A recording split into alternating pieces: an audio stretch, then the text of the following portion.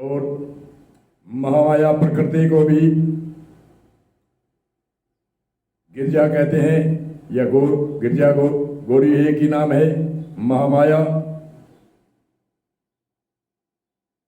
दुर्गा आदि अनेक शब्दों से संबोधन किया जाता है। तो परमात्मा की जो माया की शक्ति है, त्रिगुणी माया है, इनको नमस्कार हम इसलिए करते हैं कि उनके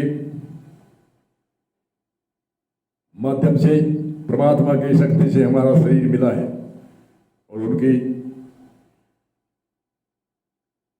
त्रिगुणी माया, परमात्मा की जो महामाया है, पुरुष प्रकृति से हमें शरीर मिला है। 84 लाख योनियों को भी शरीर मिलता है, परंतु मनुष्य एक श्रेष्ठ योनि है। इसलिए मनुष्य इनका गुणगान करता है कि हे परमात्मा, कि जो प्रकृति गुण आदि महामाया है, इनसे हमारे शरीर मिला है। महामाया प्रकृति को दुर्गा हो चाहे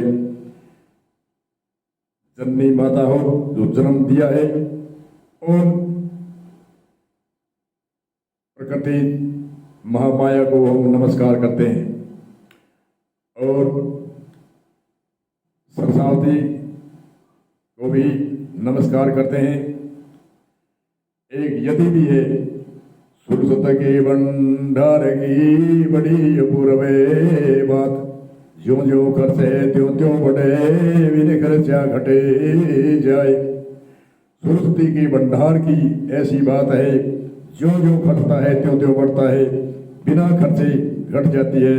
संसार की भौतिकवाद की कोई भी सामग्री है वो खर्चने से घटती है, परंतु विद्या है वो ज्यों ज्यों खर्चे त्यों त्यों बढ़े, बिन खर्चे घट जाए।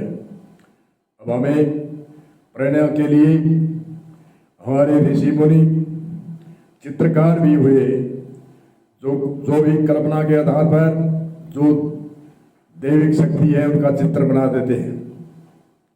सरस्वती का चित्र बीणा लिए हुए, सरस्वती हमारे कंठ में विराजमान है।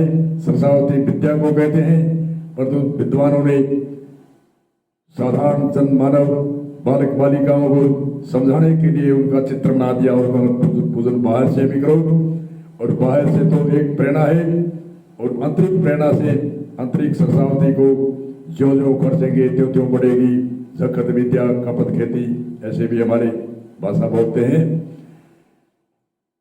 और लक्ष्मी, लक्ष्मी गुलाब के फूल के ऊपर बैठी है।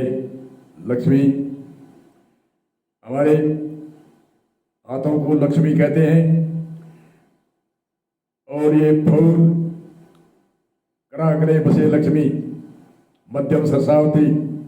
करा नाम हाथ को कहते हैं, हाथ के अंदर लक्ष्मी बसती है। हाथ के अंदर लक्ष्मी कैसे बसती है, कैसे होती है? हाथ से, चाहे कोई किसान है खेती करता है, हाथ से करता है, व्यापार करो, नौकरी करो, विद्याधन करो, विद्याधन करके जो लक्ष्मी कमाता है, नौकरी आदि से, सरकारी नौकरी से या प्राइवेट नौकरी से, जो भी हाथ से मेहनत होती है, इसलिए कराग्रे से लक्ष्मी। कराना व हाथ के अंदर लक्ष्मी है। बाहर तो एक चित्र हमारे प्रेरणा देने के, समझाने के लिए है कि फूल के ऊपर बैठी है। ये हाथ है, ये फूल है, इनसे ही लक्ष्मी पैदा होती है।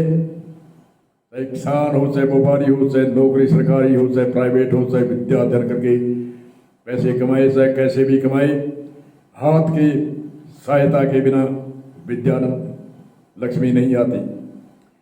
और जो विद्या को नहीं खर्चा जाता तो वह लुप्त होती है। ज्यों ज्यों खर्चे त्यों त्यों बढ़े, बिना खर्चा घट जाए।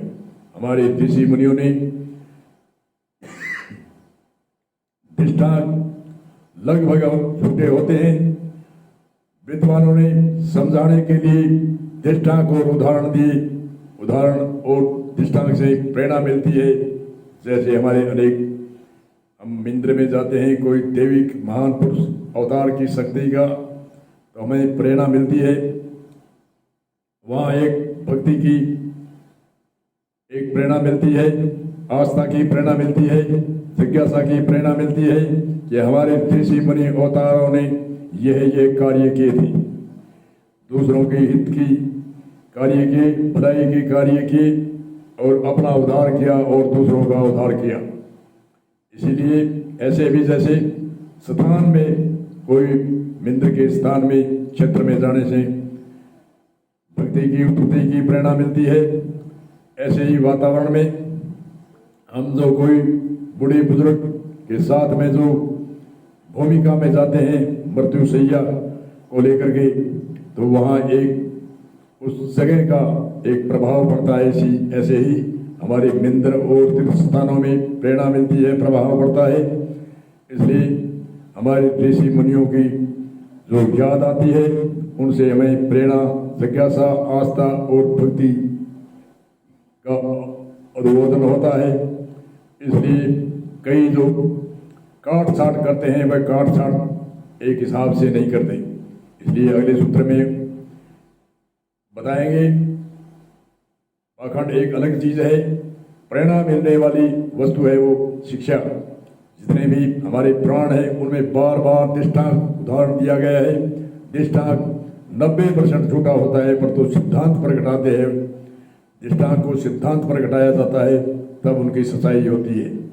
रोचक और भयानक और यथार्थ 3 प्रकार का ज्ञान, चाहे वेद हो, चाहे शास्त्र हो, चाहे गीता हो, चाहे रामायण हो, चाहे पुराण हो, चाहे कोई महापुरुष का इतिहास लेखनी हो, उनमें 3 प्रकार का ज्ञान होता है, रोचक, भयानक और यथार्थ। और रोचक और भयानक बढ़ा चढ़ा के कहा जाता है और प्रेरणा समझाने के लिए दृष्टांत उदाहरण दिए जाते हैं। और यथार्थ ज्ञान जो का त्यों है वह न घटता है, न बढ़ता है, न मिटता है। इसलिए यथार्थ ज्ञान तो 2 रोचक भयानक से प्रेरणा मिलने के बाद में यथार्थ ज्ञान की समझ में आती है। इसलिए जन मानव साधारण व बालक बालिकाएं होती है, उनको प्रेरणा के लिए हमारे विद्वान ऋषि मुनियों ने दृष्टांत उदाहरण, और जो दृष्टांत उदाहरण को सत्य मान लिया कईयों ने, वह उनकी भूल है। वह समझाने के लिए जो दृष्टांत था, सिद्धांत में घटाने के लिए जो दृष्टांत है, उनको सिद्धांत में घटाना चाहिए।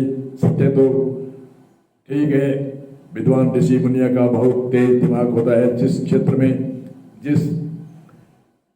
क्षेत्र में जो भाषा बोली होती है उनके आधार पर ऋषि मुनि दृष्टांत उदाहरण दे करके कैसे भी करके उनको जिज्ञासु आस्थावान बनाते हैं, उनको भक्ति की प्रेरणा जगाते हैं।